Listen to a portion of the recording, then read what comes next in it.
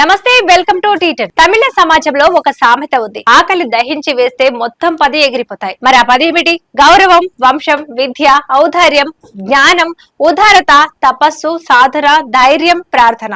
మన ఆధునిక ప్రజాస్వామ్య సమాజంలో ఈ 10 మాత్రమే కాదు, ఇంకా ఎన్నో సుగుణాలు హఠాత్తుగా మాయమైపోతాయి. ఇది సత్యం కాదు. ఢిల్లీ ఎన్నికలు జరగనున్న తరుణంలోనూ బీహార్ ఎన్నికలకు కొన్ని నెలల ముందు ప్రవేశపెట్టిన 2025-26 ఆర్థిక సంవత్సర కేంద్ర బడ్జెట్ ను విలోకిస్తే ఆ సత్యం మీకు మరింతగా విశదమవుతుంది. అయితే ప్రభుత్వం ఒక సంవత్సర కాలంలో ఇవ్వగలిగిందంతా ఎన్నికలలో పాలక పక్షం లబ్ధి పొందగలదనే ఆశాభావంతో కేవలం కొద్ది మంది వ్యక్తులు మాత్రమే ఇచ్చిన వార్షిక బడ్జెట్ ను నేను చాలా అరుదుగా మాత్రమే చూశాను. గౌరవనీయ ఆర్థిక మంత్రి 2025-26 కేంద్ర బడ్జెట్ ను ఖచ్చితంగా ఆ ఆశాభావంతోనే నివేదించారని నిక్కచ్చిగా చెప్పదలుచుకున్నాను.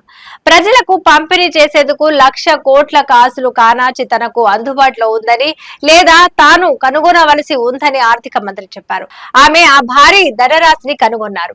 ఆ సమస్త నిధులను 143 కోట్ల దేశ జనాభాలో ఆదాయపు పన్ను చెల్లించే 3.2 కోట్ల మందికి ఇచ్చేందుకు ఆమె నిర్ణయించారు.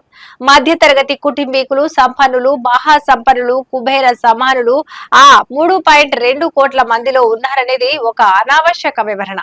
తమిళ లోకోక్తిని 10 సుగుణాలతో పాటు ఆధునిక పరిపాలన విలువలు అయిన సమదృష్టి, సామాజిక న్యాయం, సమంజసమైన పంపకం మొదలైన వాటిని కూడా పూర్తిగా గాలికి వదిలివేశారు. బడ్జెట్ రూపకల్పనలో ఉండగా ప్రభుత్వ వార్షిక ఆదాయం తగ్గుదల ఆర్థిక మంత్రిని వేధించింది. కేంద్ర ప్రభుత్వం మొత్తం వసూళ్లకు సంబంధించి 2024-25 ఆర్థిక సంవత్సర బడ్జెట్ అంచనాల కంటే 60,000 కోట్ల మేరకు తక్కువగా ఉంటాయని ఆర్థిక మంత్రిత్వ శాఖ లెక్క తేల్చింది. అయితే మరీ ముఖ్యంగా 2024-25 ఆర్థిక సంవత్సర ద్రవ్యలోటును మెరుగుపరచాలని ఆర్థిక మంత్రి ఆశిస్తే అందుకు ఆర్థిక మంత్రిత్వ శాఖ కనీసము 43,000 కోట్లను కనుగొనవలసి ఉంది. వసూళ్లలో తగ్గుదల భర్తీకి, ద్రవ్యలోటు మెరుగుదలకు అవసరమైన నిధులకు మొత్తము 1,00,000 కోట్లను సమకూర్చుకోవలసి ఉంది. ఇది ఇలా ఉండగా ఢిల్లీ అసెంబ్లీ ఎన్నికలు సమీపించాయి. ఓటర్లకు భారీ వితరణ చేయదలుచుకుంటే అందుకు అదనపు నిధులు అవసరమవుతాయి. ఆ వితరణ ఆదాయపు పన్నులో కోత రూపేణా ఉండాలని ప్రభుత్వ అత్యున్నత స్థాయిలో నిర్ణయం తీసుకుని ఉంటారు. పన్ను చెల్లింపుదారులలో ఏ వర్గానికి ఆ లబ్ధి చేకూర్చాలి. డొనాల్డ్ ట్రంప్ మహాశయుడు చెప్పినట్టు ప్రతి ఆదాయపు పన్ను చెల్లింపుదారుడు తగ్గింపు లబ్ధి పొందాలి. ఇంకేం, వార్షిక ఆదాయం 7 లక్షల నుంచి 12 లక్షల దాకా ఉన్న వారందరూ ఆదాయపు పన్ను చెల్లించనవసరం లేకుండా నిర్ణయం తీసుకున్నారు.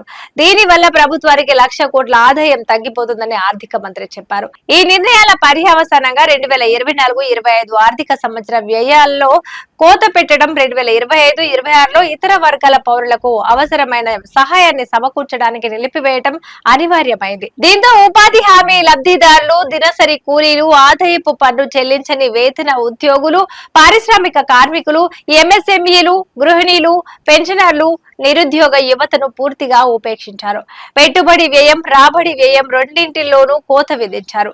ఈ నిర్ణయం ఫలితంగా విదేశీ వ్యవహారాలు, మానవ వనరుల అభివృద్ధి, సాంఘిక సంక్షేమము, పట్టణాభివృద్ధి మొదలైన మంత్రిత్వ శాఖలకు ప్రస్తుత ఆర్థిక సంవత్సరంలోనూ రాబోయే ఆర్థిక సంవత్సరాల్లోనూ నిధుల కేటాయింపు గణనీయంగా తగ్గిపోనున్నది. 2025-26 ఆర్థిక సంవత్సరంలో కేంద్ర ప్రభుత్వ నికర పన్ను వసూళ్లు 2024-25లో వలె 11% చొప్పున పెరుగుతాయని ఆర్థిక మంత్రి విశ్వసిస్తున్నారు.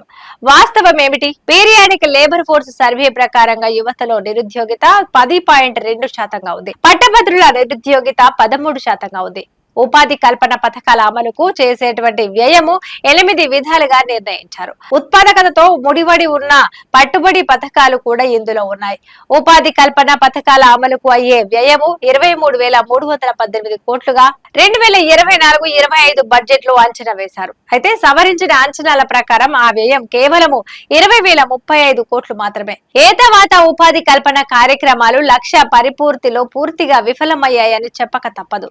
పీరియాడిక్ లేబర్ ఫోర్స్ సర్వే ప్రకారం పురుషుల నెలసరి వేతనం గత 7 సంవత్సరాలలో 12,665 నుంచి 11,858కి పడిపోయింది. అలాగే స్వయం ఉపాధి కార్మికులలో పురుషుల నెలసరి ఆదాయం కూడా గత 7 సంవత్సరాలలో 9,554 నుంచి 8,591కి పడిపోయింది. మహిళా ఉద్యోగుల కార్మికుల ఆదాయాలు కూడా ఇదే విధంగా తగ్గిపోయాయి. కుటుంబ వినియోగంపై సర్వే ప్రకారం నెలసరి సగటు తలసరి వినియోగము గ్రామీణ ప్రాంతాల్లో 4,226 కాగా పట్టణ ప్రాంతాల్లో 6,996గా ఉంది. ఈ సగటు దేశ జనాభా మొత్తానికి వర్తిస్తుంది. అయితే కింది స్థాయిలో ఉన్న 50% మంది నెలసరి తలసరి వినియోగ వ్యయం తక్కువ స్థాయిలో ఉంది. జనాభాలో కింది స్థాయిలో ఉన్న 25% నెలవారీ తలసరి వినియోగం మరింతగా తక్కువగా ఉంటుందని ప్రత్యేకంగా చెప్పనవసరం లేదు. అయితే నెలసరి తలసరి వినియోగము 4,000 నుంచి 7,000 దాకా మాత్రమే ఉంటే నలుగురు సభ్యులు ఉన్న ఒక కుటుంబం సుఖప్రదంగా ఎలా జీవించగలుగుతుంది? ఈ తలసరి వినియోగ వ్యయంలోనే ఆహారము, విద్యుత్తు, విద్య, ఆరోగ్య భద్రత, అద్దె, రవాణా, అప్పుల చెల్లింపు, వినోద విహారాలు, సామాజిక బాధ్యతలు, అత్యవసర వ్యయాలు మొదలైనవి కూడా భాగంగా ఉన్నాయన్న వాస్తవాన్ని మనం విస్మరించకూడదు.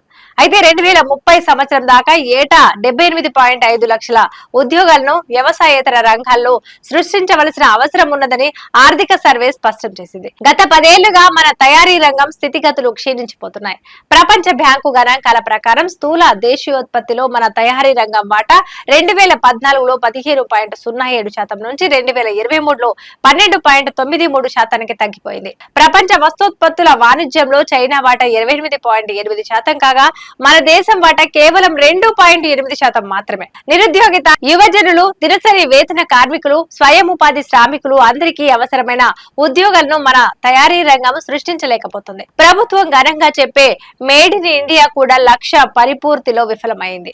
భారతదేశ ఆర్థిక వ్యవస్థ తగినంత వృద్ధి రేటుతో అభివృద్ధి చెందటం లేదు. ప్రభుత్వ విధానాల ఫలితంగా చాలా కొద్ది మంది సంపన్నులు, మధ్యతరగతి జనాలు మాత్రమే జీవనోల్లాసంతో జీవించగలుగుతున్నారు. మిగతా వారి మాటేమిటి?